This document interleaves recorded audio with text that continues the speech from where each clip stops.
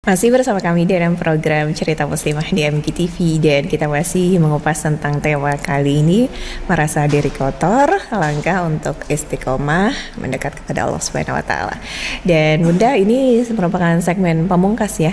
Ketika tadi di awal gitu, kita kan baru Idul Fitri, kita sudah dibersihkan oleh Allah, itu kan janji Allah gitu ya, kalau misalnya kita akan diberikan karunia, ya itu dibersihkan dosanya dan seperti bayi yang baru lahir gak punya dosa gitu. Tapi masuk ke dalam judul ini gitu kan, waduh merasa diri kotor. Tapi ketika Bunda sudah membedahnya gitu ya, kita jadinya akhirnya paham, oh iya, oke, baik.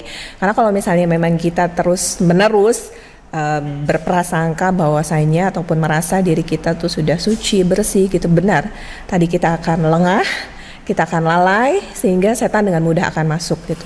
Seperti analoginya adalah ketika monyet yang suka memanjat kelapa itu, kalau misalnya ada angin kencang di atas, dia pegangannya kencang sekali Bunda gitu kan. Tapi ketika dia sudah diberikan angin sepoi-sepoi, malah dia yang jatuh gitu kan. Nah seperti itu gitu kan. Ini kan poinnya nih sekarang Bunda adalah ketika merasa diri kotor adalah sebetulnya penyemangat loh gitu, untuk kita untuk bisa lebih introspeksi diri kita, untuk bisa lebih baik lagi, dan penjagaan serta kasih sayang Allah. Jangan sampai kita masuk tadi ke dalam jebakannya setan gitu kan, lalai, lengah, akhirnya masuklah dia, dan kita ya itu tadi, walaupun sudah berilmu tidak bisa menemukan bahwasanya wah sebetulnya ini adalah kekotoran-kotoran di hati kita. Nah sekarang sahabat MGTV ingin tahu nih Bunda, obatnya tuh apa? Nah itu yang sudah dinanti dari tadi. Silakan Bunda. Iya, kan begini ya, seperti yang pernah saya sebutkan tentang kekhawatiran yang harus kita miliki. Itu disampaikan oleh Imam Harawi, seorang ulama sufi. Dia mengatakan kita itu harusnya khawatir, satu, terhadap apakah amal kita diterima oleh Allah atau tidak. Ini kaitannya dengan satu kekotoran jiwa yang namanya riya. Coba kita muhasabah Ramadan kemarin. Sudahkah kita betul-betul amal kita itu murni lillahi ta'ala? Atau banyak kita berharap penilaian manusia? Akhirnya nanti kita seperti disampaikan oleh Allah dalam Quran surat Al-Furqan ayat 23. Nanti di akhirat Allah akan tunjukkan seluruh amal-amalmu. Tapi kemudian Allah jadikan amal itu seperti debu berterbangan. Gak ada nilainya. Nah, kita gak usah berbicara sejak akil balik sampai sekarang teh. Kita review aja Ramadan kemarin atau yang hari ini. Betulkah murni? Betulkah kita sudah ikhlas lillahi ta'ala karena kita mengabdi, menghambakan diri,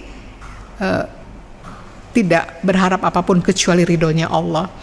Itu harus punya rasa khawatir. Jangan-jangan saya sibuk selama ini ibadah, jungkir balik, ternyata tidak ada nilai di sisi Allah. Itu yang pertama. Kedua adalah tentang waktu.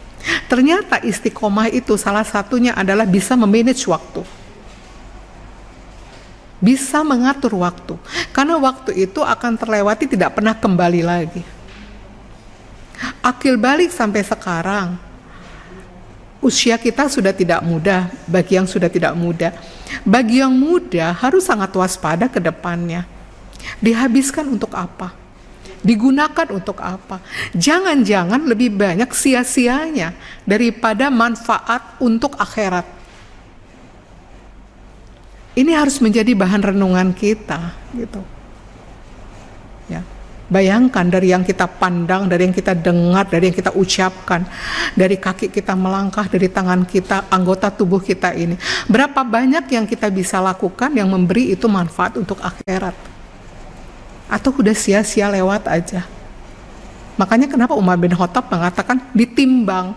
Jangan-jangan kebaikan kita itu banyak bocornya, sehingga keburukan kita lebih banyak munculnya. Nauzubillah min dzalik. Dan yang ketiga yang menarik, inilah yang kaitannya dengan materi kita. Yaitu apa? Kita harus khawatir. Kalau kita mampu beramal, kita itu takjub kepada diri kita. Ramadan saya khatam sekian juz, saya tidak pernah tinggal sholat malam dan taraweh, saya sedekahnya sekian juta.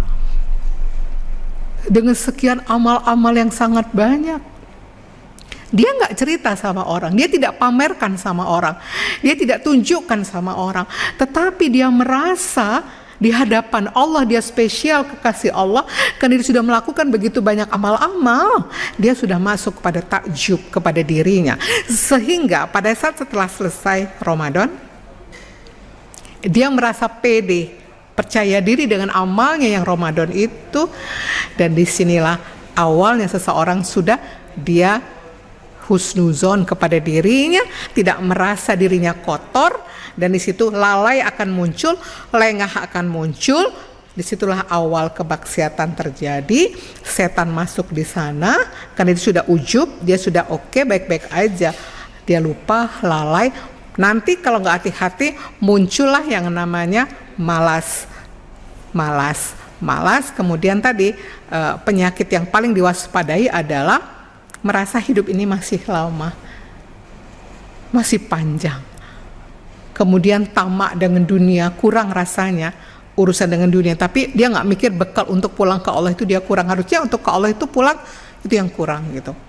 Mulai di sana rianya muncul, sombongnya muncul, dan seterusnya. Nah, obatnya apa, kan itu pertanyaannya. Obatnya pasti ilmu. Imam Ghazali mengatakan obat dari segala penyakit itu adalah ilmu dulu, pelajari ilmunya. Tapi harus apa ya?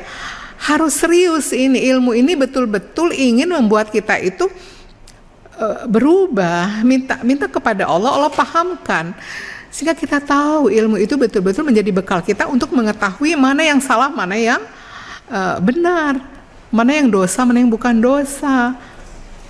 Jangan sampai ilmu itu hanya sebagai pengetahuan, wawasan, tidak menjadi ilmu, tidak menjadi amal, dan diamalkan pun tidak ikhlas gitu. Jadi ilmu, dari ilmu inilah sebetulnya ilmu ini yang membuat namanya itu perubahan spiritual.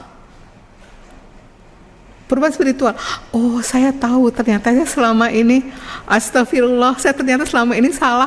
Itu adalah efek dari ilmu yang dipahamkan. Baru setelah itu adanya tindakan, perubahan. Itulah yang dikatakan riyadoh dan mujahadah. Kalau misalnya selama ini saya ngerasa dunia ini kayaknya saya masih lama hidup. Enggak, kamu belum tentu lihat nanti malam tuh, kamu belum tentu besok ketemu matahari, kamu belum tentu hidup di tahun depan, minggu depan, bulan depan. Nah, itu harus diobati kan dengan ilmu. Oh ya, hidup ini hanya sangat singkat. Ya udah, kalau gitu saya semangat belajar, semangat beramal soleh, dan saya akan tidak menunda-nunda tobat saya gitu. Nah, kemudian dari action itu tergantung kotorannya apa, lalu dia harus mujahadahnya, lalu dia jangan tunda-tunda pembersihannya, diisi dengan kebaikan-kebaikan yang mengimbangi kotoran jiwanya, dan yang tidak kalah penting adalah pergaulan. Kalau kita ketemu orang soleh baik, tapi dia merasa dirinya suci, tinggalkan. Tapi ada orang yang dia mungkin agamanya terbatas, tapi dia anggap dia tuh bodoh gitu ya, tapi dia merasa hina, kotor, temani dia. Itu yang menjadi motivasi buat kita itu jadi tertular untuk bisa merasa diri kita ini juga kurang banyak dosa. Allahuakbar. Allah, Bunda, ini bahasan yang sangat menarik sekali, terutama ketika Idul Fitri sudah kita lalui tadi, kita memasuki bulan Syawal, dan insya Allah nanti kita akan jelang tahun baru lagi di Muharram selanjutnya, dan kita tentunya punya banyak resolusi, termasuk ini tadi gitu ya, bahasan yang telah Bunda sampaikan. Dan tidak terasa kebersamaan kita 1 jam, Bunda. Boleh Bunda disampaikan ini benang merahnya untuk tema kita, merasa diri kotor, suzon kepada diri, itu sebagai langkah istiqomah, dan mudah-mudahan bisa menyemangati kita untuk menjalani hari-hari berikutnya dan bulan-bulan berikutnya semakin dekat pada Allah.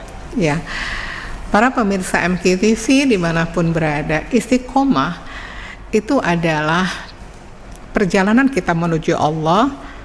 Rasulullah menyampaikan, luruskan niat kita, terus mendekat kepada Allah.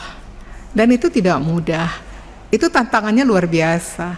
Godaannya sangat banyak. Bisikan setan, hawa nafsu, kesenangan dunia, fitnah subhat, fitnah syahwat, itu akan terus menggempur kita.